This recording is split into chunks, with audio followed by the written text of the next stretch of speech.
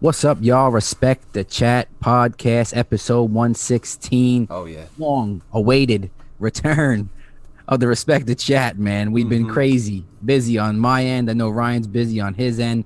Frankie and Rich are still absent. Oh yeah. We got to search for them. We did find Frankie, though. We did. He is in Florida. He is newly engaged. So congratulations to him. It's Instagram. There we official, go. So we could talk about it on the podcast, right? Absolutely. Absolutely. Congratulations, Frank and Jess. Oh yes, oh yes. You got a little friend in the background there when they post the cats there walking around a little bit. So we'll see. Tight roping the bed frame. I haven't noticed she was in here. This is Luna.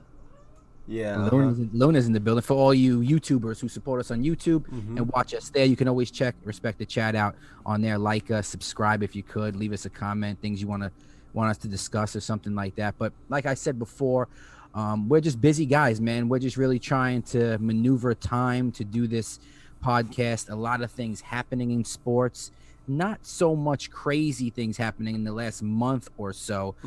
With football ending, MMA still going on, obviously, basketball playoffs coming up, UFC always in full effect, so we can always talk about that. But just me with having my son being born, now he's 2 months old, almost 3 months actually. Ryan busy and working and doing his thing out in Pittsburgh, so we apologize for the long drought. But we're here, and whenever you get an episode, listen to us. All our fans who always hit us up again. Let us know what you think about these episodes, and we'll continue to try to carry on here. And I know Rich wants to get on at some point here. He just got to find time himself. So how's everything been going on your end out there in Pittsburgh? You know, things are good. I've been chilling, working a lot, like you said. Weather's getting a lot nicer now too, so things are starting to, Pittsburgh is starting to feel a little bit more normal. A lot of places, with the vaccine stuff open, making things open, people are out and about again. So it's good. It's been good over here. Busy, like you said. Like, we apologize, but we're back. Episode 116, NBA playoffs, UFC. We're back. We're gonna try and every time we come back, we try to be back for a little bit. We don't try to be back for one episode and then you never hear from us again for another month. So we're gonna try and be back for a little bit now. Definitely.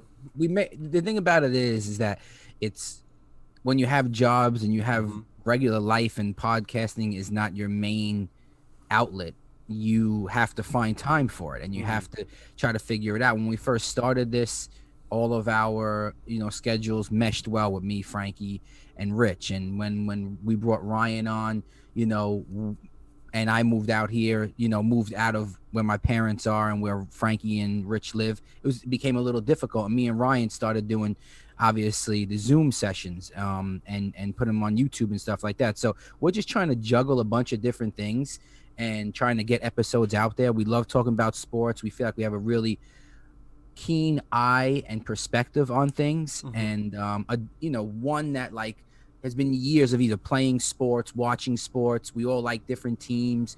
We all feel differently about different type of events that go on in sports with UFC. Some of us know more about that, some of us know less. So hang with us, stick with us. We love you guys and appreciate you guys. Ryan's going to walk us through the NBA awards and playoff picture. So let's discuss that first. Oh yeah. So we just wrapped up the regular season for the NBA. It was a crazy season, like every NBA season is. Whenever you think you're going into an NBA season, you're like, oh, I wonder what's gonna go on this season.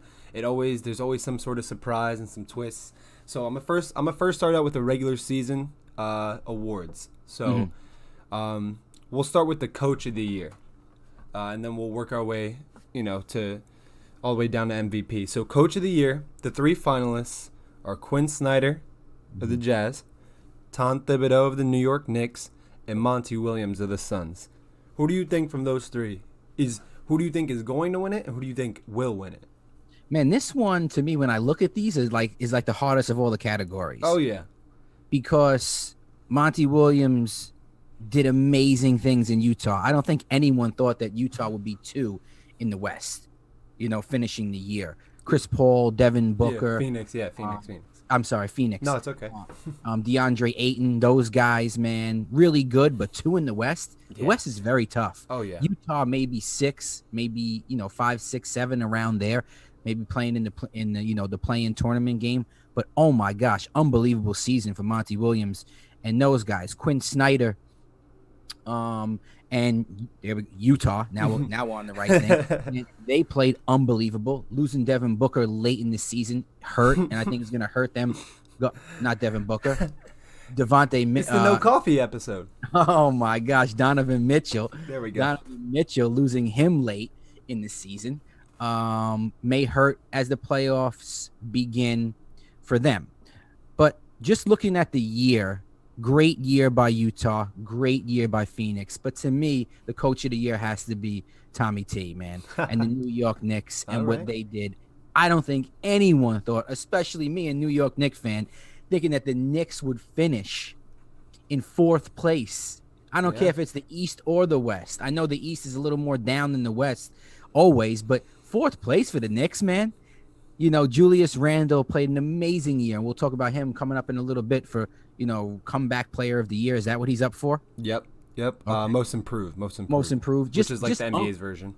Right. Just unbelievable, man, what he did with this team and this franchise that has been looked at as so terrible. And I don't think anyone thought that the 2020-2021 season would be the year that the Knicks would finish in 4th with the squad that they had. There's no superstars on that team, though I think Julius Randle is ascending into one of those very quickly. But to me, it's got to be Tommy T and the New York Knicks. What do you feel? Yeah, I mean, I'll start up with that. I think that the job he's done there has been incredible. You could just tell, and this is coming from a notorious Knicks hater. I'm not a big Knicks fan, because I grew up around a ton of them, and it's usually stuff like this where it's a season coming in and you're like, oh, the Knicks not going to do nothing. And then the one season they're right that the Knicks are actually going to do something, they won't let you hear the end of it. So that should never be, though. Let me just put that out there. If you're a Knicks fan, which I am, you should not be puffing up your chest and pumping up your squad right now. Take it with a grain of salt, be humble about it, and be happy, and let's start moving on towards better days. So relax, Knicks fans. This is great, but relax. So I agree with you. But he's definitely changed that whole culture there. They play hard. And of course, Tom Thibodeau, being a Bulls fan, led us to our last playoff run. So I know the type of coach he is. He's very, very defensive-minded, very hustle, onto the next play together as a team. So the job he's done is phenomenal. To me, though, it's got to be Quinn Snyder. With Monty Williams, what he did with the Suns and how that team has been looking is incredible. I'm very, very impressed with the 2 seed in the West for the Suns. But to me, the way the Jazz have been playing this regular season, and it's weird, I've watched a ton of Jazz games, and I feel like most casual fans haven't done that much, because I'm seeing a lot of stuff on, when I talk to my friends about it, I'm like, no, the Jazz look a lot different this year. And I could be wrong. They could prove me wrong in the playoffs, because we all know how the Jazz play in the playoffs, even when they look good. But this year, they remind me of like the 2011 Spurs. Like, they just move the ball, find the right guy, and everyone can shoot when it's their time. And they have scorers. Like you said, Donovan Mitchell going down late could definitely be a big factor there, but he'll be playing in the playoffs. But to me, Jordan Clarkson and Joe Ingles have stepped up big time in his absence. So, and Rudy Gobert playing, at the top of his game as well. So to me, Quinn Snyder has got to be that guy, because he led them to a number 1 seed in a very difficult Western Conference and has them playing like I haven't seen them play ever. So definitely. To me, that's the NBA Coach of the Year.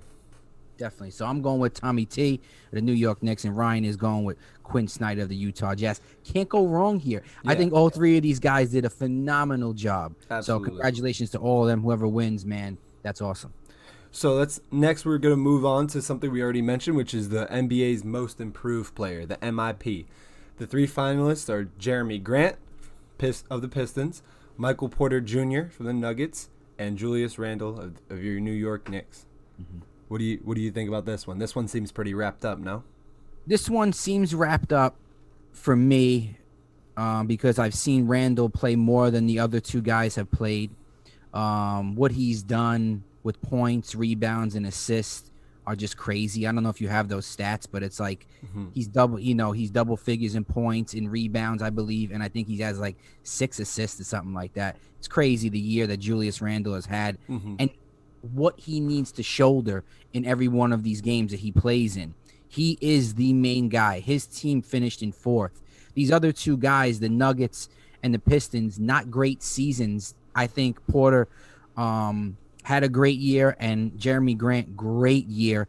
But I think when you talk about most improved player, you got to look at the player and look what they did for their team as well. You know, when we look at the MVP, we'll have to look at those things as well to determine the MVP. But at least for the most improved player, I got to go Julius Randle. If I was going with this because of his points, rebounds, and assists and where the Knicks finished, that's why I go with him.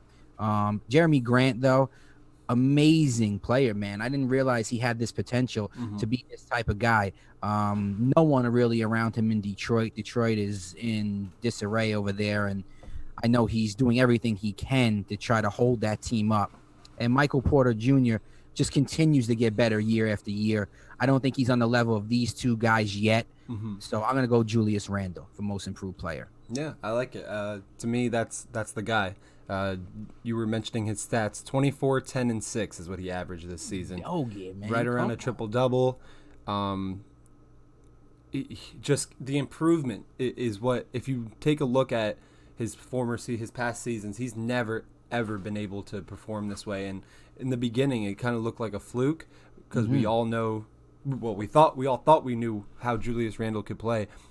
But you think about it more and you go in, and he's got that mindset where he's just working. He's relentless work ethic. And maybe something clicked in his off-season workouts this summer, or he found a new trainer or something, but something clicked for him, and he's definitely playing completely different than he's played in the past. And he's tuned up his game to be more versatile as well. So to me, Julius Randle, I think that's an easy one. With respect to both of the other 2, I feel like it'd be a lot tighter of a race if Julius Randle didn't lead a terrible Knicks team to a 4 seed.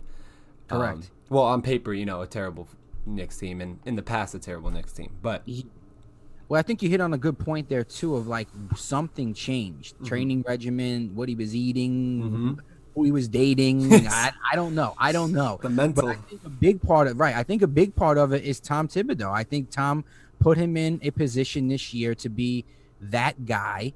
Tom, like you said, he did with the Bulls too. He makes those guys play. You got to play. If you're going to play for Tom Thibodeau, you have to play every night, hardcore basketball, man. You got to go out there and you got to ball and you got to play as a team. And I think Julius Randle led his team. I think he stepped up for his coach. I think he stepped up for the New York Knicks. The double-double, what was it, 20, you said? 24, 10, and 6, yeah. Oh my gosh, man! Wow. That stat line, the average for him, unbelievable, and it resulted in wins. So it wasn't like he was doing those numbers and his team was where Detroit and Denver were. Denver should have been better. Denver definitely should have been better, and that's not on Michael Porter. That's on a couple other guys, and a team altogether. But got to go Julius Randle here. Very impressed. Oh yeah. So we move on to the next one. That's got a little bit closer towards the end, but I think still might be wrapped up, and that's the Rookie of the Year. Okay. The 3 finalists are LaMelo Ball, Anthony Edwards, and Tyrese Halliburton of the Kings. I want you to answer this one first because you had 2 of these guys on your fantasy team, so really what it comes down to here. In you had Halliburton and you had Ball right on your fantasy team. Oh yeah. So I don't know. For some reason, when I think fantasy, I feel like I draft really good rookie potential when I draft. Same in football. I had a bunch of good rookie draft picks for my fantasy football team. So the fact that these two guys are in the top 3 for finalists. Makes me really happy. Ball I wanted to draft, but I ended up trading for with you, and then Halliburton I got late. But in terms of their season, I think LaMelo Ball has done more than enough in the beginning to late of the season, but then he went down with that really bad injury that kept him out. And in that time frame, Anthony Edwards skyrocketed. He was dropping crazy games, but I think, to me, LaMelo Ball did it putting the Hornets in a position to play for a play-in. Then when they lost him, they kind of fell down a little bit down that ladder. But in my opinion, Tyrese Halliburton, he's up there with them, but to me it's LaMelo Ball and Anthony Edwards. Tyrese Halliburton's stat lines, he's contributed in every single fashion. He was very, very, very efficient. When the ball got to him, he was ready to shoot. He was ready to make a play, and he always did. I felt like he was always making the right plays. But that guy's going to be a deadly, deadly player in, I'd say, 2 to 3 years, just from how pure his shooting is. Yeah. He's got a little bit of an ugly form, but it's just beautiful. And he's always ready to shoot. But to me, I go LaMelo Ball, and that's with all due respect to Anthony Edwards, who made it super close at the end when he had his time to shine. But it's just, to me, the difference between the Hornets making the play-in versus the T-Wolves being, where the T-Wolves ended up at towards the bottom. What did they finish? Like the 11 seed? Something like 12 seed? Somewhere near the bottom. But I'm really excited about the future of the NBA just from this little list, because this was supposed to be a lot of people, a lot of critics, a lot of NBA analysts, whatever we call that, we're not projecting this to be a strong draft class. And you can go through the draft order. If you took a picture of the first and second rounds and you go through, you could see I'd see 60 to 70% of names where they're making an impact on their team right now. They're in the rotation. They're playing big minutes. And the other ones who aren't are right on the cusp or have an injury. Yeah. So what do you think about Rookie of the Year for this season? No, I agree. And that's what I was just looking up. In case anybody sees me looking to the side on this YouTube thing, I'm looking at the stats myself, because I think it's a 2-man race. I think Halliburton did great, and I love the potential that he gives the NBA 1 and the Kings 2. I'd really like to see where he's going to go from here. I love what these young guys are doing in the NBA. The NBA is in really good hands. With that being said, though, I think it's a 2-man race. I think it's Ball and Edwards. It was Ball and Edwards from the jump, from the draft. Those two guys, man, the two most exciting guys that people knew had a lot of potential, but didn't know how their year would look. Ball 15, 5, and 6 this year, and Edwards was 19, 4, and 2. So they're right there, And I agree with you. Anthony Edwards made this a Rookie of the Year race that you're like, man, is Anthony Edwards going to win this? Yeah. Is Anthony Edwards going to win this Rookie of the Year because Ball went down? But I think if Ball doesn't go down, Ball shows us even more of a reason why he slightly will edge out Edwards. I got Ball winning this. He could do everything. He could shoot. He could lead a team. He could pass the ball. He could play some defense. Very exciting player. Could do a lot of different creative things. Anthony Edwards is so explosive. His shot has gotten better and better as the year has gone on. He probably has the dunk of the year. Oh, yeah. Just an unbelievable race between these two guys. One that it was great to see. I'm going to go Ball, but I think Anthony Edwards made a really good push for this Rookie of the Year. And moving forward, man, I am very excited about what both of these guys could do. So I'm going to go Ball as well. All right. I like it. So the next one we move on, we got 3 categories left. This one is the NBA 6-man of the year. And that's with 2 Jazz players. So this is remind me of those Clippers days with Trez and Lou Will, but this time it's Jordan Clarkson and Joe Ingles, both of the Jazz, and Derrick Rose of the New York Knicks. Yes, sir. And my man, Derrick Rose is my favorite player in the NBA. He always has been, even with the Bulls, all the way from Memphis. So one would think I would go Derrick Rose here. But I wanted to ask you a question first. How does a team get 2 six man of the year candidates. How does that happen? There'll only be Yeah. one guy that comes off the bench, right? There's only one guy who's the sixth man. How's there two? So the way like I said, I've been watching a lot of Jazz games. Yeah. When they make that first substitution, it's either Joe Ingles who goes in half the time, Jordan Clarkson that goes in, or they come in together at the same time. So there's no way to like differentiate which dude comes in first, because they either Jordan Clarkson will come in right away, or he'll come in after Joe Ingles, or Joe Ingles might start sometimes, depending on the injuries. But usually when they come off the bench, they're coming up at the same time, or they're alternating who's first. But to me, Jordan Clarkson is the sixth man of the year, is the true sixth man of the year for that team, because he rarely gets the start unless there's, you know, a big injury or sitting, they're sitting for rest or something like that. Which And Mitchell got hurt, right? Did he come in and start a little bit? so that's when Joe Ingles started starting. I saw Joe Ingles started playing point guard, which was very weird, but he was doing a good job. He was averaging like 6-7 assists. Okay. So, yeah, that's just what I saw from that. But to me, Jordan Clarkson, the scoring he gives them off the bench, the versatility he gives them off the bench with how quickly he could put up 20 points with very few minutes. But it's kind of like a Lou Will situation where he comes off the bench, but he's playing like a starter. He's in the starting rotations with one or two guys out. It's just plugging him in too. But to me, it's Jordan Clarkson. Derrick Rose did a great job this year with the Knicks as well. Very good. It's great to see him, finding his role in a team when he could be like the superstar, the what if guy. Mm-hmm. But he's an NBA player. He's a winner, and he wants to fit in where he can. So I really applaud him for taking that role, and he's doing a really good job at it. And I agree with you. I'm going Jordan Clarkson as well. This was really the easiest one for me. Jordan Clarkson, when he checks in and they're televised games and I'm watching, I know that this guy's about to go off. He puts a spark to that team offensively, defensively, running the floor. He doesn't, he helps the team not miss a beat. Mm-hmm. When Donovan Mitchell was out, they just continued to play well.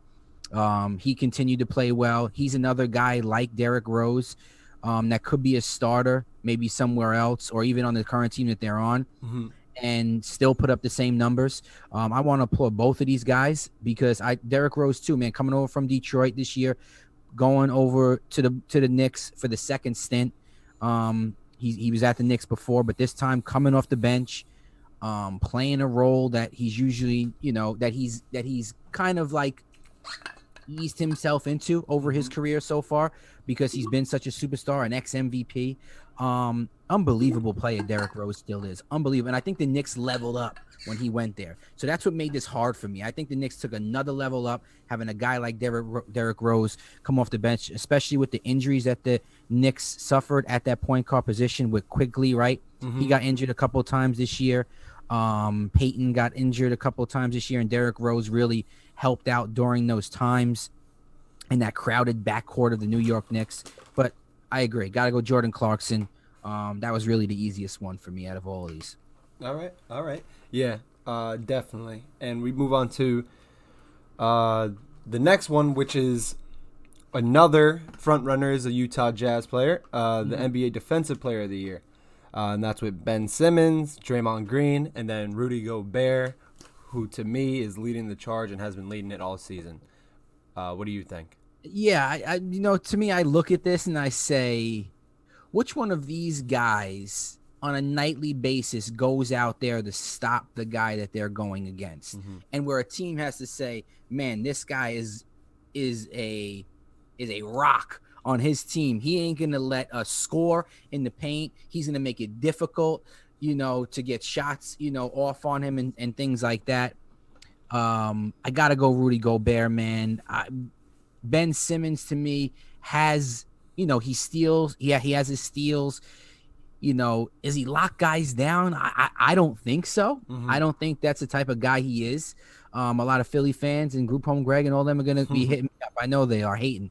And I'm not hating. I'm just saying Rudy Gobert, man, is levels above the rest of these two guys. Draymond Green I've seen this stat, 444 points, 449 rebounds, 558 assists. That's a great season for a guy like him, but it's not defensive player of the year to me. Yeah. It's really not. It doesn't do what Rudy Gobert has done for Utah. And man, it just makes it look even better for you and the coach of the year, with 2 6-man of the year candidates and a defensive player of the year candidate coming out of Utah. So to me, it's got to be Rudy Gobert. He's been so dominant all year. He goes out there and he makes defense his priority, and he does it very well. Oh yeah, for sure. And he's averaging around 3 blocks a game. And I don't think a lot of people hear that number, and I don't think they understand how crucial 3 blocks per game is. You're saving your team on average around 6 points minimum per game with just stats. So that's not including, your pressure, wall up, get a hand on a guy and contest a shot. That's not counting all that. And to me, when you watch the games, when you watch them play, you can tell it's very, very difficult for teams to penetrate and have easy layups. There's no real easy layups unless he's not on the floor, or if he's, they drag. You see teams start trying to get the stretch big men to try and drag him out of the paint more, try and drag him out when they play the Jazz. So I agree with what you were saying about Quinn Snyder. It looks really good on him when he has 3 candidates up, 2 for 6-man and 1 for Defensive Player of the Year, and he's probably going to get 2 winners as well. So crazy. And that moves us to, a lot of people's most important NBA award, which is the Kia NBA MVP, Most Valuable Player. I kept reading over, and they had Kia in front of all of it because of the sponsorship, and I just kept glazing over it. This time I had to say it's the Kia Most Valuable Player. And that's Steph Curry, Joel Embiid, and Nikola Jokic. What do you think about this race? I've heard a lot of different things. I know. I'm trying to look up like the stats of what these guys did, and I think that's important.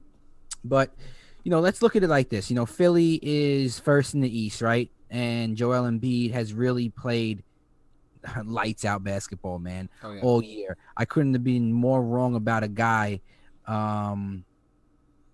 as I am about Joel Embiid. Very impressive. The more I watch him, he's exactly what all the Philly fans say he is. He's developed an outside game that's really comparable to Hakeem Olajuwon, with the ability to shoot the ball from, the corner of the paint, a little outside of the paint, shooting threes, pick and rolls, man. It's crazy what that guy could do. Oh, yeah. Jokic is an all-around big man to me. He could do every single thing. He can even do the things that I think Embiid can't, like run the floor, which you don't expect a big man to do, and they don't need to do. But I'm just saying that puts him a little bit above Embiid to me. Man, it's really hard because also Steph Curry is in this mix, made a huge push. James Harden was here when we talked earlier in the year. The injuries stopped that. Kevin Durant, the injuries stopped that. There was a LeBron James, the injuries stopped that. AD might have been in the mix, but injuries as well. So what Lillard, yep. It's been an up and down year with the MVP race. Steph Curry is playing lights out basketball. Steph Curry, I think, has been playing lights out all year. He's got nobody on that team. He is the MVP of the Golden State Warriors. That's definite. Is he the MVP of the league? That's hard for me to say. I don't know. I think he definitely makes a really good push for it. But to me, it's between the 2 big men this year. I'm going to go Jokic. I think he did enough all year long, stayed healthy all year long, played a lot of really good quality basketball. I know Denver didn't finish where they should have. And Philly finished high in, first in the East. I just got to go Jokic, man. Yeah. How about you?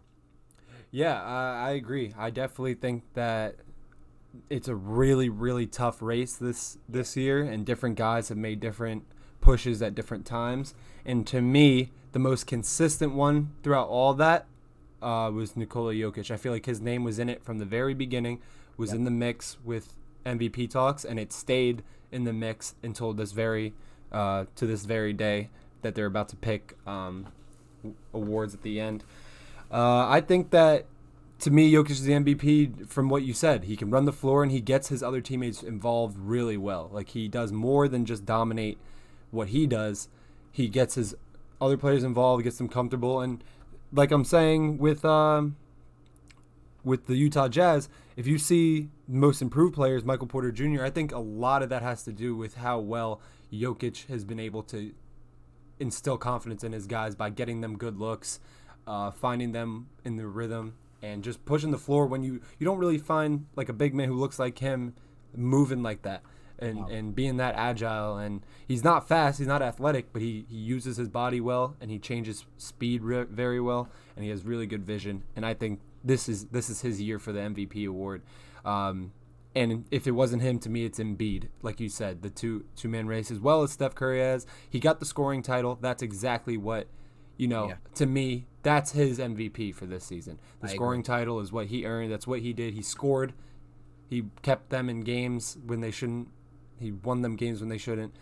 But all around, MVP is an all-around thing. It's also a team thing. And to me, it's Nikola Jokic. Yes. Yeah, so that's all the NBA regular season awards. That moves us right on time to talk about the NBA playoffs that start today. Oh boy. Today. The play-in tournaments are done. We got all the seeds, and it starts today. I'm gonna read you off. Start with the East. Yes. And I'm gonna read you up all the matchups. We'll start with the 1-8 matchup. It's the Philadelphia 76ers at 1 versus the Washington Wizards at 8. What do you think about this matchup? How do you feel that how the play-in tournaments went, that Washington is snuck their way into the playoffs? Yeah, I like the play-in tournament. A lot of people don't. I think it gives teams opportunities who wouldn't have them in the past. Mm-hmm. I think it eliminates tanking. Well, helps it at least, of teams who are so low. It would be awesome because there's going to be a year, right, where a team wins a play-in tournament and then goes all the way to the finals. That's going to happen eventually. That's not going to happen in this series. Mm-hmm. Philly's too good to have a team like Washington beat them. Washington doesn't have enough. Westbrook plays out of his mind. Beal is awesome. But other than those two guys, Philly has more firepower on the court with their starting five, the guys coming off the bench. No one on Washington can stop Embiid. He could have a huge tournament. He could have a huge series against Washington to get him started and to get Philly started. I like this matchup to get them warmed up. To me, it's a warm-up for Philly. Shout out to Philly and all their fans and what they've accomplished getting number 1 seed. Mm-hmm. And now you play Washington. This is a game. This is one that you win. I think what is this, best of 7, right? Yeah, best of 7 from here on out. I don't know if it's a sweep, but I think Philly, if there's going to be a sweep in any of this series, I think this is the one, at least in the first round. So I'll go out there. I'll put my neck out there, which I usually don't for Philly and for Philly fans. All right. But I will, and I'll say the 76ers sweep Washington. Okay. I like that. Yeah. Same thing that you were saying. I don't have a ton to add to it because you nailed it. I like the play-in tournament. I think that it allows teams, because at the end, if a team is like in around that 10 seed and they start realizing they're too far out to make an 8 seed, they start sitting players and they start, dumping off their guys, getting ready for the next season. I like that this adds a little bit, of a March Madness factor to it, where you have to win those one-off games. You have to perform under pressure, or else a team who should be in, you could be kicked out. And I like how they give the advantage to the people who actually made it, so you get 2 chances. The 7 and 8 seed, they play each other. Winner gets 7. Loser has to play again to get 8. So I like that they give you multiple chances. So if you lose 2 games, there's no excuses. You got swept in the play-in tournaments, no excuses for that. But this specific matchup, I agree. I got to go with Philly, obviously. I I think that maybe it's in 5. Maybe Russ and Brad Beal put together a fine enough performance to get them one game, but I don't think that they can carry that for the whole series. I gotta go in 5. If not the sweep, then it's in 5 most. So Okay. I got Philly for that one.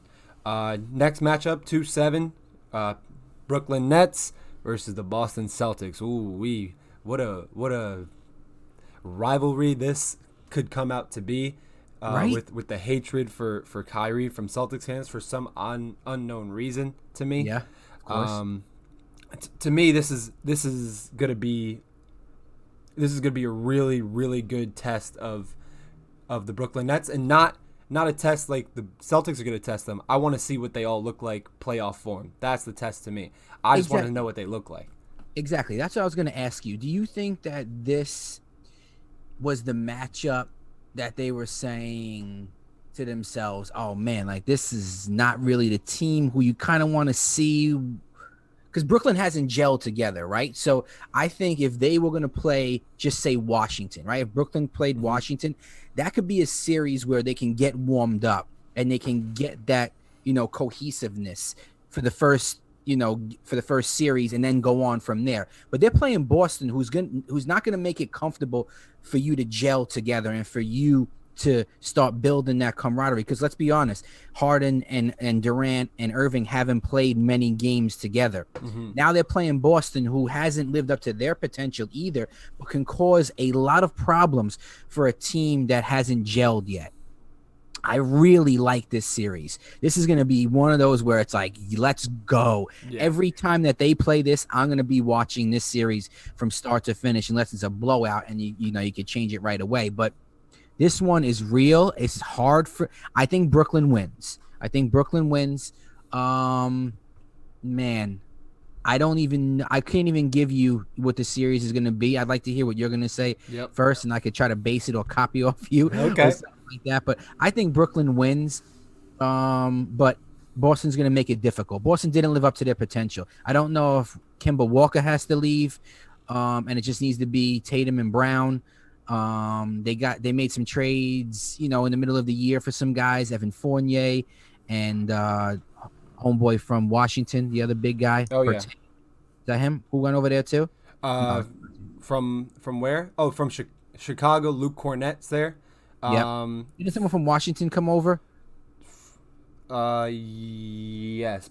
I can't remember his name. We'll get it. Mo Wagner? Who? No, it wasn't Mo Wagner. We'll get it.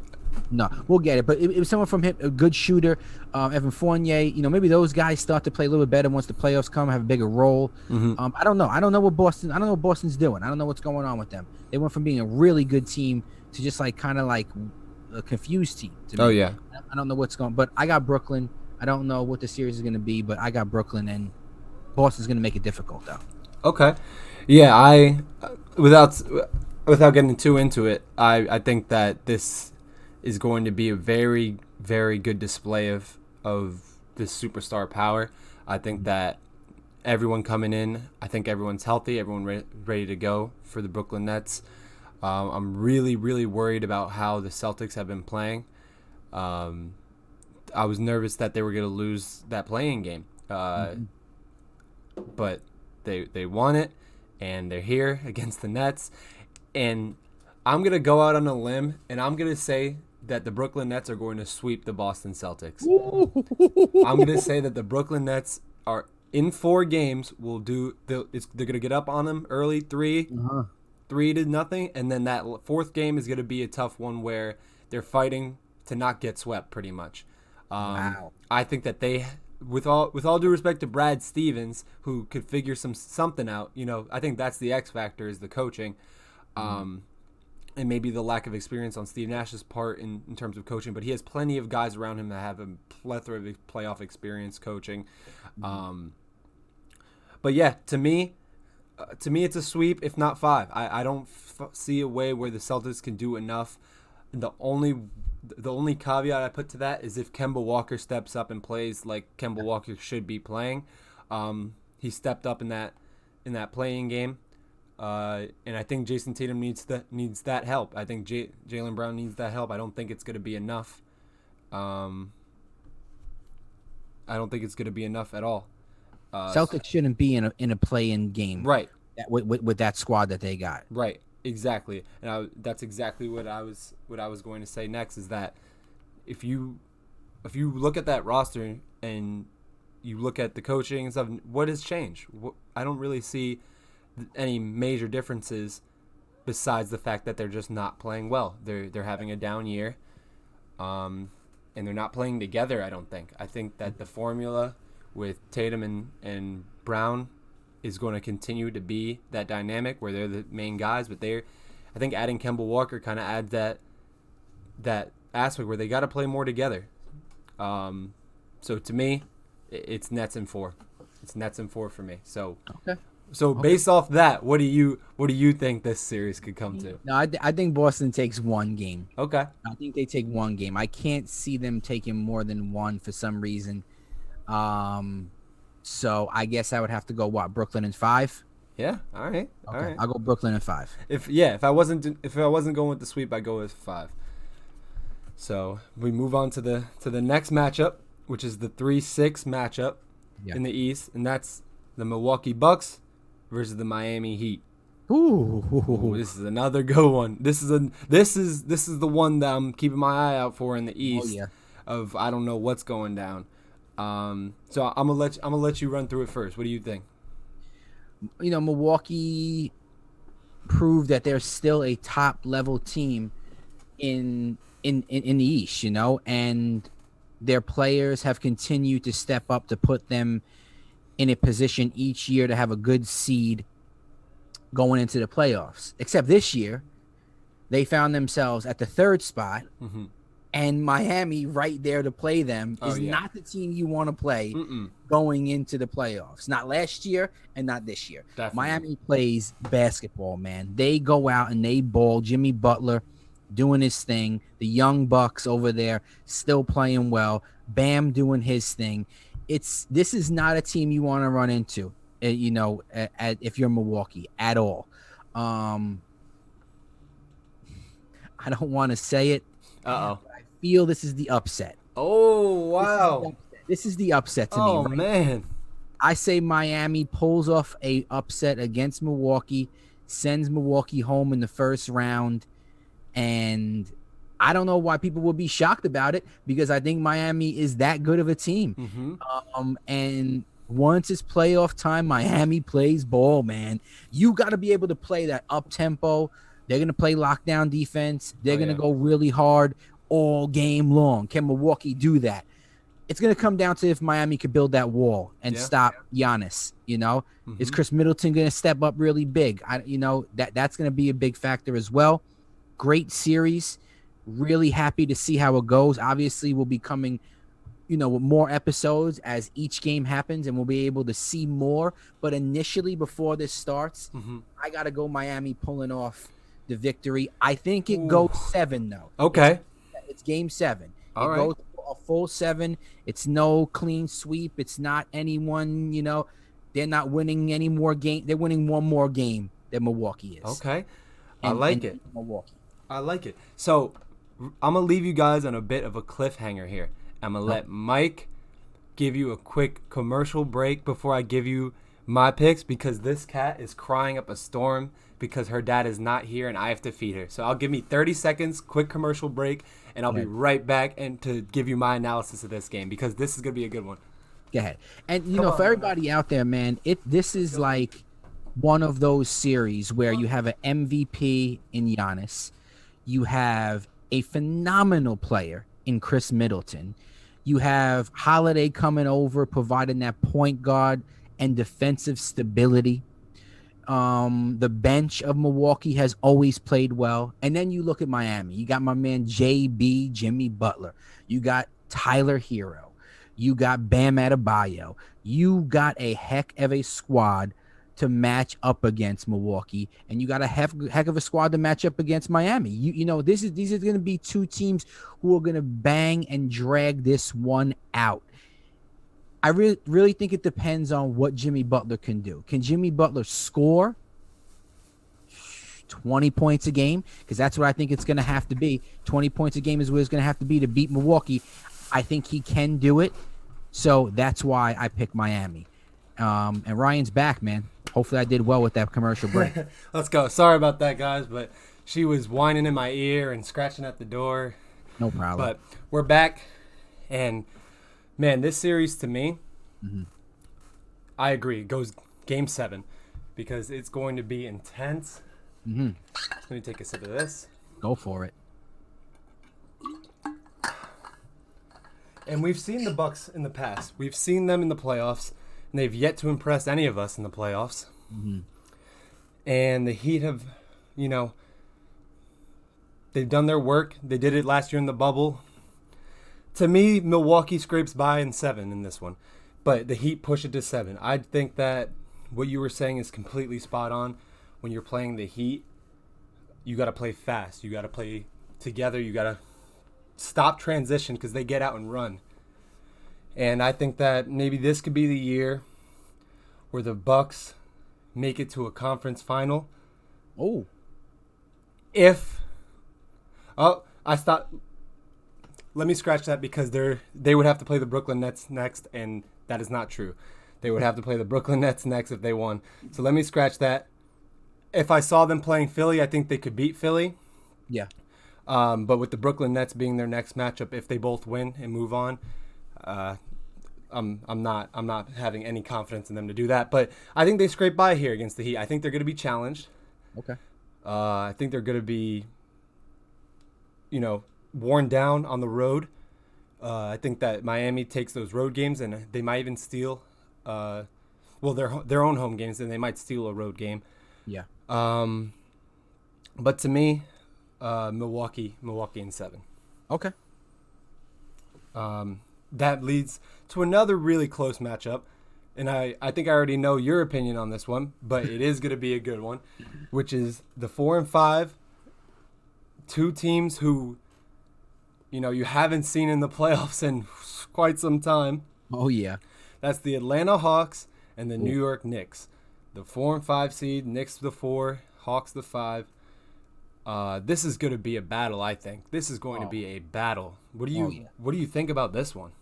All right, so just so I can get this guy's name right, and he was on my fantasy team, and I can't remember his name. Who's homeboy in Atlanta? Obviously not Trae Young, John Collins? Not John Collins. Who's the 2 guard? Bogdanovich. Okay, that guy's gonna cause problems for the Knicks, bro. That guy could play basketball. That guy could shoot.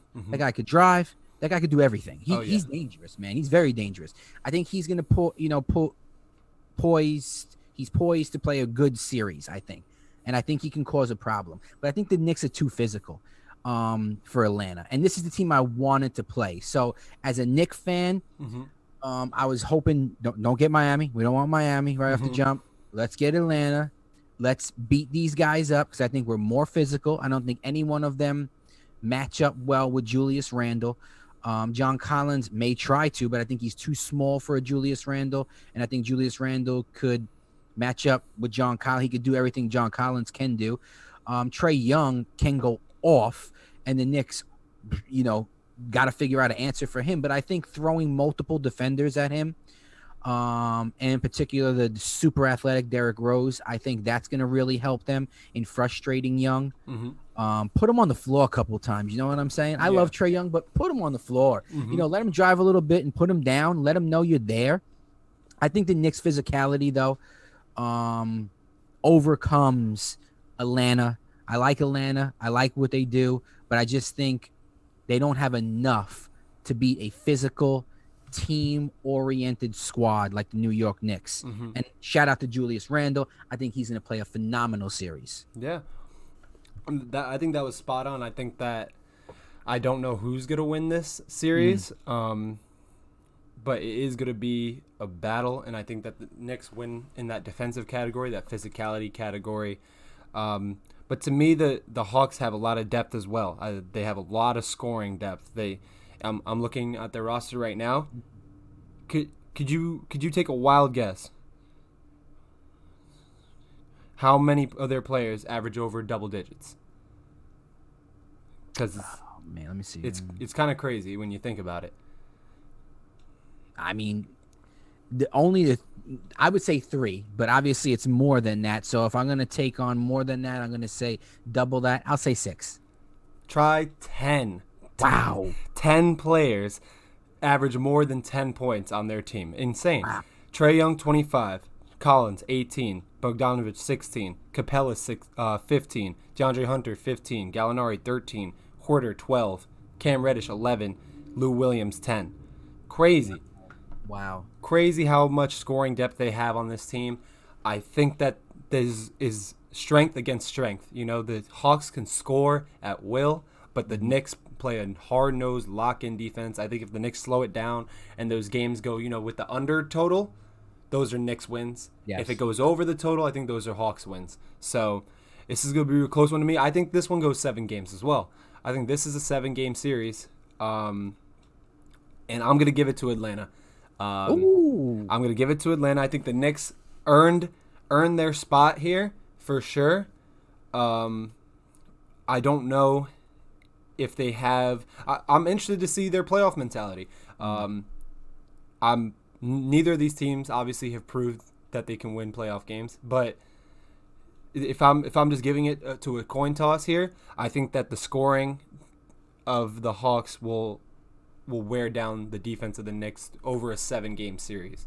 I could see that. If it's a maybe 5-game series, 3-game series, I think the defense holds up. But to stop a team like this 7 games in a row from scoring is going to be a tough feat. But it's going to be a close one. I will not be surprised either way of how it goes. I say 5-2, Knicks. Okay. Knicks 5. They're gonna grab those 5 wins. I think it goes 6 games. Okay. I think they in 6 they beat him right before it goes to a game 7, because a game 7, bro, could be anything. And Yeah. I don't like that. All right. So Knicks in 6. I like it. So that moves us right over to the Western Conference. Let's start right away with the 1-8 seed, which this play-in tournament was crazy for the West. Yeah. Was crazy. The Grizzlies fought super hard against the Spurs. They squeezed out that game. The Warriors-Lakers game was insane. Incredible game. And then that Grizzlies-Warriors game was equally as intense, as incredible. So Grizzlies got that 8 seed, and they'll be playing the Utah Jazz, 1-8. How do you see this one going? I think this is one of those ones, again, like Philly and Washington. I really think Utah is a superior team. It's going to take a lot to beat them. Is Mitchell going to be back for game 1? That is a good question. I know he'll be back this series, though. If he's not back for game 1, he'll be back for this series. Okay. Depending how long it goes. Okay. Either way, I like it. I like Utah. I think it's Utah. Memphis is good. Could they win one game? I don't know, man. I really don't, because Utah is just so good, defensively, offensively, team ball. They hustle. They run up and down the floor. They could slow it down. They could do everything. It's like they're that Swiss Army knife to me. Yeah. Utah. They got the coach. They got the full package over there, man. Man, I hate to say sweep in this series, because I think possibly sweep. All Utah. right. Utah in a sweep. All right, I like that. And I'm reading reports now that might add to that it looks like Donovan Mitchell should play game 1. Sweep. So if that's the case, if Donovan Mitchell's playing this whole series, I agree with you. I think that the Grizzlies fought really hard in the play-in tournament, and sometimes when you give your all in those tournaments, in those one-off games, you kind of let yourself down a little bit when it comes to a full-out series, because you're used to giving your all for one game, and 7 games is a long time. They played 2 games, right, to get to that. They had to beat the Spurs first, San Antonio, and then they beat the Warriors, but they didn't beat both of those teams like convincingly. So now you're playing a top of the line team, man, where you can't make any mistakes. Oh yeah, especially in the playoffs, but you can't make any mistakes against a team like Utah. So yeah, I agree. I'm gonna go with the sweep as well. I think this is the 1-8 sweep where they get them out of there and they get rest for the second round, because they're gonna have a battle no matter who they face in that second round. Oh yeah, because we go down now to the 2 seed. We'll do the 2 seed, Suns Lakers, which I feel so bad for the Phoenix Suns. I don't think that it's as crazy as people are making out to be. But imagine you play this crazy of a season, you go this hard, and then you just happen to get matched up with LeBron by luck of the draw from what happened with their. I don't even want to call it tanking because they were injured or resting, whatever. It's such a bad injury he had. But what do you think about this series? Because I think it'll be interesting. I think it's going to be very interesting. It's weird that it worked out this way. I agree as well. But Phoenix is so good. Mm-hmm. Phoenix is such a good team. Mm-hmm. Solid. I look at, I hear analysts like, man, the Lakers are gonna be favored. The Lakers are gonna, win this series. Man, no. From my perspective, not happening. Yeah. CP3 will not let this happen. Devin Booker, DeAndre Ayton, they match up well with these guys. Phoenix has players, man. They have very good players. LA, we've seen what happens when you lose both of those guys or even just have one of those guys. It's not good for them. So they're still working out their kinks as well. They're a little rusty coming back from 2 injuries of star players. Will they be ready for this series? I don't know. I think Phoenix catches them early, wins their games, steals one in LA. I really love Phoenix. I like Phoenix in 6. All right. Yeah. Wow. I see. I was going down the same route, but I thought I would have been going down a different route. Because I completely agree. I think that there's just a little too much hype around how, the Lakers, they're a 7 seed, but it doesn't matter what seed they are. You don't want to run into the Lakers. So, yeah, it's true. No matter what, LeBron is going to make something happen, which is why I think that this game is going to go as far as it. But I agree. These Suns are ridiculous. I think that this is their season to show what they could do and how far they've come in just one season. Yeah. The Suns dominated the regular season. I know that was without LeBron or AD or in any of those games. It was, something like that. But it doesn't matter. Phoenix knows how to play this squad. Add those 2 guys in, and Phoenix is still going to play Phoenix ball. Yeah. The Lakers are going to get caught up in what Phoenix is doing, and they're going to get thrown off. And I feel like you're going to see a Lakers squad that's a little disheveled and can't get it together early on in the series before Phoenix takes a good enough lead where then they could steal one in LA and they can close it out. And listen, in my opinion, this Laker team without Anthony Davis and LeBron, and sometimes even just without LeBron, is not even a playoff team. Yeah, I agree. They could be, without both of them, they're like a lottery team. If we saw how many games that they tanked at the end of the season with both of them out, going from the 3 seed, the 4 seed, all the way down to having to be in the play-in tournament and face Steph Curry just to get into the playoffs. And hit a 3 when this guy seen 3 different rims. Yeah. And he shot at the middle one. Hold on. Can I just talk about that for a second? Yeah, absolutely. Please do. Listen, LeBron James fans out there, you know that your boy Mike P always, I don't want to call it hate, because I don't hate. It's just I have criticism. We'll call criticism for LeBron James and whatever out there. I don't care what all these LeBron James fans say. Like, now I'm starting to hear them say this guy's acting a little soft and babyish. It's like, dude, really? Now you're shooting at the one in the middle. I'm watching the game with your sister the other night. Yeah. He's like, what did he just say? 3 rims and shot at the middle one? Are you kidding me? Like, come on, man. Why are you saying stuff like that too? Just silly.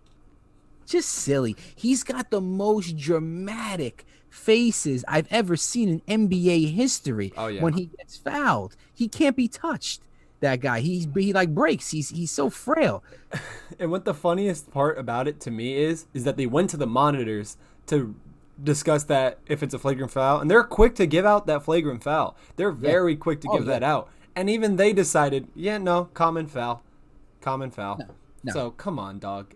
If there was any unnecessary contact, if there was anything dirty there, they would have called it right away. It's the playoffs. They're setting a tone here.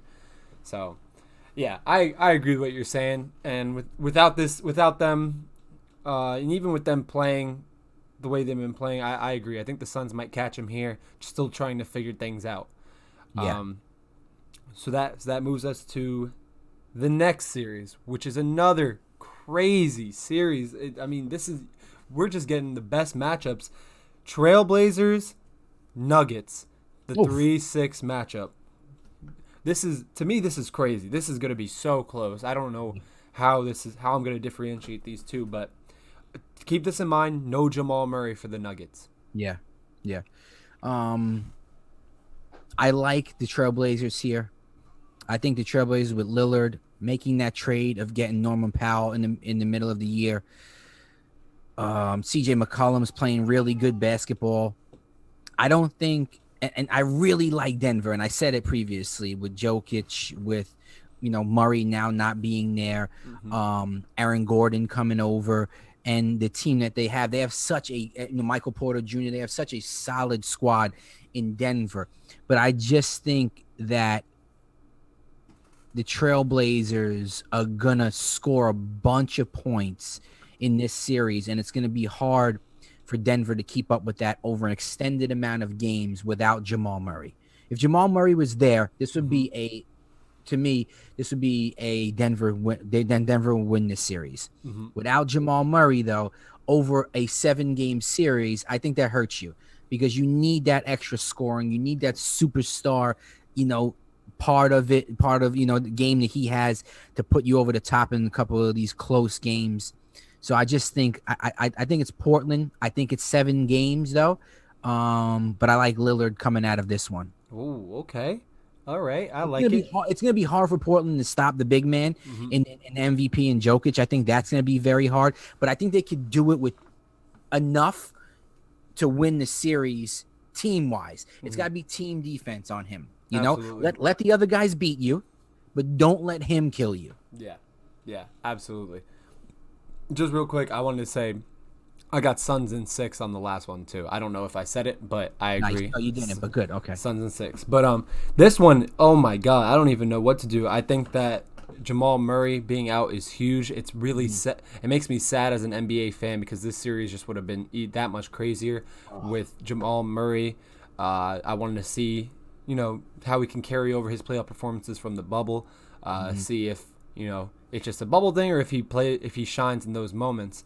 But to me, I gotta agree. I think that the Blazers are good, similarly to what I said about the Hawks, that they can just score at will and their guard play is just that crazy. I think that the guard play here is going to do it for them. I think that their big men are going to have to do a team job, like you said, on Jokic. It's going to be very interesting to see how they utilize Jokic in this series because there's no one on the Blazers that can move like Jokic can and is his same size. Yeah. So I think it's going to be very interesting how they use him. I think he's going to do his thing, put up his numbers. I think Michael Porter Jr. will get some shine in there as well. Big plays. But I got to agree. I got the Blazers in 6. Okay. I got the Trailblazers in 6. So okay. We move on to the next series, which is another repeat nightmare for the Clippers. It's the 4-5 matchup between the Clippers and the Mavericks, and they just so happen to get Luka again. I don't know, man. I don't know what to think about this one. I don't know what to think about the Clippers. I don't know what to think about the Mavericks either. This is pretty crazy. The matchups we keep getting in the playoffs. So what is your opinion on how the series is going to go? I think the Clippers just got a little too much firepower for the Mavericks. I don't think the Mavericks have addressed their lack of scoring to help Luka. Luka is going to do his thing. He's going to be phenomenal the whole series. But it's hard to go against a team like the Clippers with Kawhi, with Paul George, and the rest of those guys over there who can score enough, plus the hustle that the Clippers bring with Beverly, and the Morris brother that's over there as well, who can extend the floor. They just got a lot of weapons, the Clippers, man. They can beat you a lot of different ways, and then they just sprinkle in two of the best players in the NBA. How do you stop both of those guys? Plus, what the Clippers could bring with the other players, and Mavericks just don't have enough. They just don't have enough firepower to throw back at them. Luka's gonna do his thing. I think it's going to be an interesting series to see how the first game goes. That I think is going to tell us a lot. about what the Mavericks are ready to do.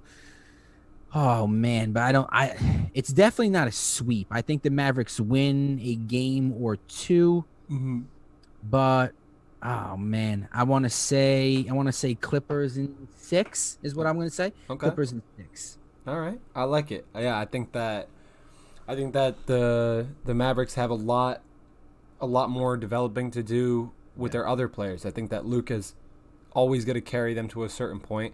Having Porzingis over there obviously helps a little bit, and I think that those role players really need to step up if they're going to want to have a chance in this series. Their role players need to play better than they have in the past. They need to step up, and when the ball gets to them, they got to be ready to make a play. They got to be ready to shoot. And to me, the difference in the Clippers this season is their pickups. Having Rajon Rondo now, I think, is going to be really, really critical for them in this playoff run. I think that that's something that gets overlooked when we think about how many players they have, how many solid players they have. I think we tend to forget that they made that move and how crucial Rondo has been in different teams' playoff runs, like the Lakers last season. But I got to agree. I got the Clippers in this one. I think they have too much firepower. I think the only thing that could stop them is themselves. I think that if Paul George goes back into his playoff shell that he likes to be in the past few seasons, where he doesn't even know what's going on. He's not playing basketball. He's daydreaming on the court, shooting off the side of the backboard. But I think that Kawhi and the rest of them are just a little too much this season for the Mavs, and I got to give it to the Clippers in 6 as well. I mean, if not 5. Yeah, I could see that too, definitely. So that's that. Did I miss anything? That pretty much wraps up. That's everything. Yeah. Pretty much wraps up both sides of the playoff bracket. This is going to be one of my favorite NBA playoffs in recent history because the bubble was so good, and now we're getting back to fans and stuff, and we're getting back to what an NBA playoff should feel like.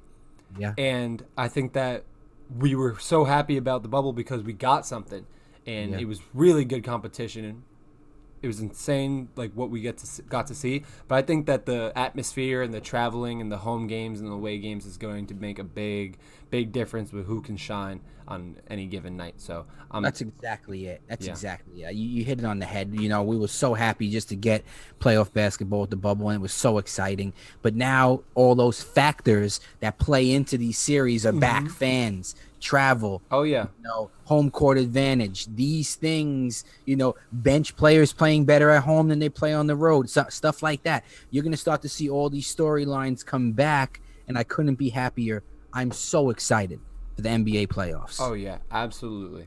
So we'll definitely be coming back to you guys each week. We'll make this happen because it's playoff time, and me and Ryan love basketball. So we're going to be coming each week with updates, how series are going.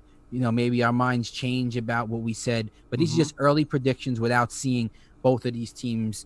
All these teams playing yet. So let's jump into a little UFC before we wrap this up, man. Wow, UFC is continuing to throw out matchups that are unbelievable. Cards, fight nights, pay-per-views. It just keeps getting better, too. Everything they touch is gold, man. Absolutely gold. And we have a new champ in the lightweight division, Charlie Oliveira do Bronx. Now, let me ask you a question. Do you know where nickname lovers? Oh, yeah. Right? Oh, yeah. Nickname lovers. Do you know where do Bronx comes from? I believe so. I believe that they said in Brazil, right, in Portuguese or something, that they would say I don't remember the exact story, but I believe he's like from the ghetto. That's what do Bronx is like the ghetto. He's from the ghetto or something like that. The favela, if I pronounced that right. Oh, yeah, favela. The favela that he lives in, that's what it's known as, the Bronx. So Charles do Bronx, man. I was wondering, I was like, where does this come from? What is this nickname about? And then they said it, you know, and I was like, all right, that makes sense. So it's after the favela that he lives in. Wow. Oh, yeah. Now, with that being said, and him being the new champ, Michael Chandler could have easily been the champ. He wins by KO Charlie O in the round 2, 19 seconds in, you know, Boom, boom. Hits him with 2 big shots, and puts him out and ends the fight. But Michael Chandler had him hurt in the first round, had him down, and Michael Chandler just needed to rain on him, and Michael Chandler would be the new lightweight champion, 155-pound champion in the UFC, but he's not. He couldn't finish him in the first round. It goes to the second. Michael Chandler comes out, and I just think he looked a little, I don't want to say gassed, but to me, he looked a little overwhelmed with the first round, and that he didn't finish him, and he needed to work himself back into round 2. I feel like he needed to play some distance, get himself comfortable in there, calm himself down, push that adrenaline down a little bit, don't get too gassed out, and I think he would have, went to work again. Because standing on the feet, Michael Chandler is so powerful. He got out of a chokehold in the first round. He got out of some real trouble in the first round that Charles Oliveira had his back.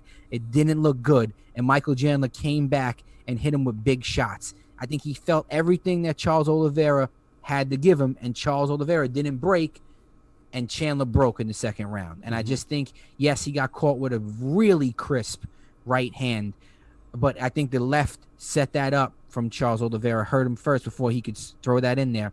But Michael Chandler, man, to me, had it wrapped up in the first and just couldn't do it. But it's great to see Charles Oliveira as the champ. Oh, yeah, for sure. And we've discussed this before, and it's like I really like this little streak that Charles Oliveira is on. I think he's been really dominant during this streak, and this was one of those fights where, like you said, it looked like it was going Michael Chandler's way early on, and we've discussed how Michael Chandler thinks that Charles Oliveira, once you get him in a bad position, he tends to give up the rest of the fight, that he thinks that he doesn't have that ability to bounce back. And I think that he might have actually taken himself a little too serious on that one, where he thought that he was done, and he just came out in the mentality in the second round that he was like, he felt that he already won, that he just has to come out, and it's over. But you still got to fight. These guys are champions. Like, I don't know what film he was watching in the past. It must have been before this insane run that he's been on, but he must not know how much he's evolved since then, because in this, what does he have, the longest active win streak now in the UFC, or it's close? It's tied with, it's like second. Yeah, it's close. I know he has most submissions in UFC history. Because he's on an 8 or 9 win streak. Yeah, it's something I think crazy. Kamaru Usman might have the longest active win streak. And Edwards was up there before that no decision pretty recently. But yeah, he's up there, man. Yeah. Yeah, so I think that for me, Michael Chandler might have been underestimating his ability to recover from his shots.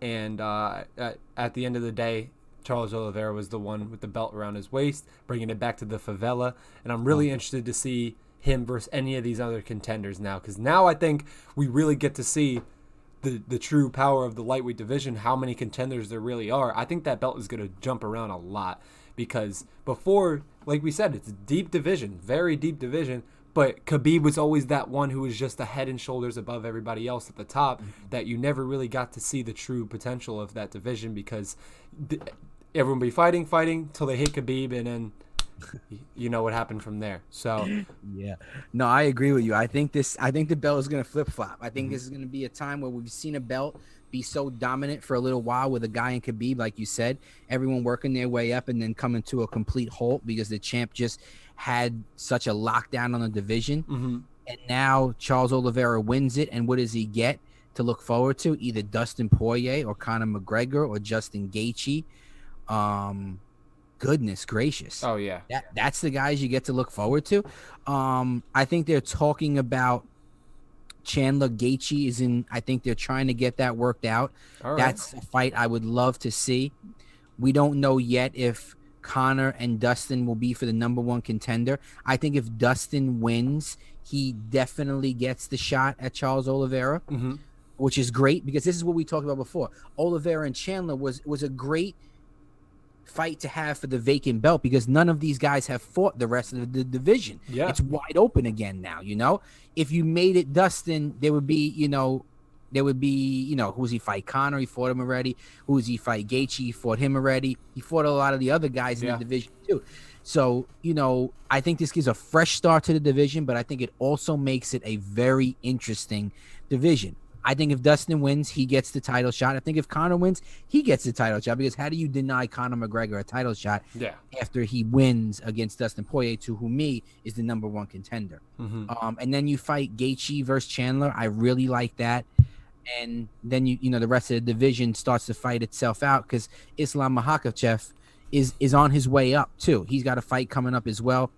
A lot of the guys they're saying in the division are dodging him, but there's a lot of guys in that division, who Hooker, had a C factor in at some point here. Am I forgetting anybody? I mean, there's tons of guys. Just at the top, it's those guys though, right? Dustin and Conor. Dariush, Beneil Dariush. Dariush just won. Yeah. So he could play a factor in there as well. But I think it comes down to Conor or Dustin getting that number one contender spot with this fight coming up here.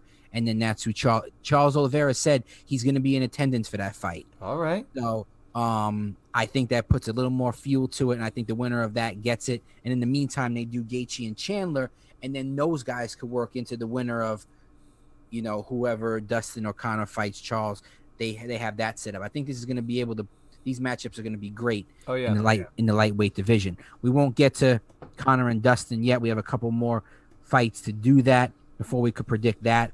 I did want to ask you about tonight's fight though, Rob Font versus Cody Garbrandt. How do you see this going? I like this fight a lot. And the funny thing is I believe Cody Garbrandt's a local guy around Pittsburgh. He's Ohio. He's from Ohio, so yeah. So he trains a lot. He does a lot of training in Pittsburgh, and I've met a couple guys who have been in like the gym with him. And to me, it goes to Rob Font. I think that this is going to be electric. I think that both of them could have some power that they don't really, you don't really look at them and see these guys as knockout artists by their stature, but they are. But they are for sure. Exactly. So to me, I'm giving the edge to Rob Font tonight. I think that Cody Garbrandt, after his last performance, is definitely going to be a problem because he's quick. He's got quick hands as well, but we also seen that he can go out pretty quickly himself. So what do you think about this one? This one is nerve-wracking and scary to me for Cody, because if Cody loses, what does he do? Yeah. He was on a 3-fight losing streak, came back and beat Sansao in spectacular fashion. Yeah. And now he's got a really dangerous fight in Rob Font. And it's funny you say that you got Rob Font, because I do too. I think Rob Font is so good, and he can overwhelm Cody, and Cody doesn't do well with being overwhelmed. Now, what can save Cody is his counter striking. Rob Font, if he comes in previous fights and he's swinging, with a barrage, Cody, all he needs to do is step back, and boom, he could strike quicker than anybody could. Just like his last fight. And it could end up where Cody then is skyrockets. Cody wins his fight, he skyrockets to that number one spot. I think he gets the challenge for the belt after we, obviously we don't know what's going to happen with Sandhagen and Dillashaw, which had to be pushed back because Dillashaw had an injury, a cut that couldn't be, he couldn't compete with having that cut. So yeah. I think that it makes this title, picture a little foggy, because you still got to wait on Jan and Sterling. But for just looking at Garbrandt, he needs to win this fight. And that makes it dangerous to me, because I think Font is going to win, I could definitely see Cody pulling off a spectacular knockout, off of a counter strike. But what if Cody gets bum rushed and Font starts hitting him? We've seen Cody go down. His jaw isn't the best. And if he becomes overwhelmed the right way, Rob Font has to be meticulous in how he attacks Cody. Yep. He can't rush in. It's not like rushing in on other guys. Cody hits you harder and strikes faster than anybody in that division. You have to do it meticulously the way Dillashaw did it, because you see when Dillashaw kind of was lacking for a second, he got caught. When guys lack for a second against Cody, they get caught. When guys take their time against Cody and then strike at the right time, with a barrage of punches, he becomes overwhelmed, and Rob Font has a lot of power, and he can knock him down too. Man, this is a good one, because the rest of the fights stink on this card. Oh yeah, for sure. I'm gonna wait up for it, and I'm gonna watch it. It's an NBA playoff type of night where you got to throw on the main event when it gets to it. Correct. It's NBA all night, and then when it hits, okay, now let's watch. I watched the Jack Hermanson fight. I'll check that out. Because I'm just interested in him and Edmund Shabazian. I like that, but there's no other really fight on that card that I'm looking forward to. So definitely, man. I guess I gotta go. I'm gonna go Rob Font. All right. I'm gonna go Rob Font. I don't know how, but I really like this fight. I really, really like this fight. Absolutely. Okay, the last one I just wanted to talk to you about really quickly before we wrap up. Okay. Is the 263 card. You don't even have to pick a winner. I just want people to get ready for this because it's soon, right? Oh, so I'm getting ready. Font and Garbrandt is this Saturday. Yep. Next Saturday is Rosenstrike versus Sakia. And then after that is 263, June 12th. Oh, yeah. Israel Adesanya versus Marvin Vettori. Davison Figueiredo versus Brandon Moreno. Leon Edwards versus Nate Diaz. Damian Maia versus Bilal. Remember the name Muhammad. Oh, yeah. Come on. Come on. Now, let me just tell you, not only is this a great card that's coming up, we got the Style Bender. We got Italian Dream. We got Leon Rocky Edwards. Oh, yeah. We got Nate. I don't think Nate Diaz has a nickname, but you can give him whatever you want. We got remember the name Muhammad. Does Figueiredo have a nickname? He does, but I forgot what it is. I'd love to know. And Brandon Moreno has one too. I'm gonna find it real quick for you guys because. All right.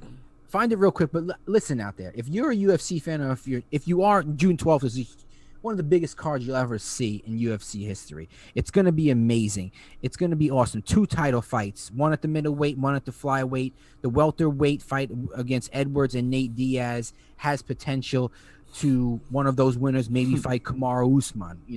This is going to be a crazy, crazy card. Did you find them? Yep. So Davison Figueiredo, his nickname is the God of War in Portuguese. So it's like Deus de Guerra or something like that. Oh, Deus de Guerra. I like that one. Now, are you ready for Brandon Moreno? Because you're going to remember it when I tell you. Brandon, the Assassin Baby Moreno. The Assassin Baby. Come on now. Great. That is doing great. Is this not the nickname card or what? Let's go. This is the nickname card for sure. 263, the Italian Dream, the Style Bender. The God of War. What is it? The God of War? Yeah, the God of War in Portuguese. And the Assassin Baby. The Assassin Baby, Rocky Edwards. Remember the name Muhammad. Man, this is going to be a great one. The UFC is on absolute fire, man. I think that was really it at this point for UFC. I know we got, Whitaker, Gastelum. We talked about that already, I believe, though. Whitaker, Gastelum, we talked about. That middleweight division has something coming up here. Oh, that's the Stylebender versus Marvin Vettori coming up. But I think they just made another fight. Darren Till versus. You know who Till's gonna face? They just said it, man. Who the heck is it now? Wow. Or Cannonier? No, it's somebody good, man. I was like, man, this is a fight, bro. Paulo Costa's coming up. Fighting. I think it's Paulo Costa versus Cannonier. That's what I saw. Costa versus Cannonier. Till, I can't remember who Till's fighting now. I think I might have it in my pictures real quick. Let me check this out. Till versus Derek Brunson. Oh, wow. Yeah. Good fight. There we go. That middleweight division, man, looks really good. The lightweight division looks good. The bantamweight division looks good. The UFC is on fire. Tune in. Check them all out. We'll have more UFC coming up. We'll have more NBA basketball. Obviously, NFL football. Me and Ryan are going to pick the division winners. Oh, yeah. and why we like those. Hopefully we got Rich and Frankie on for that, but we'll definitely bring more content to you. We appreciate everybody and sticking with us, man. UFC 116. Respect the chat. We out. Peace.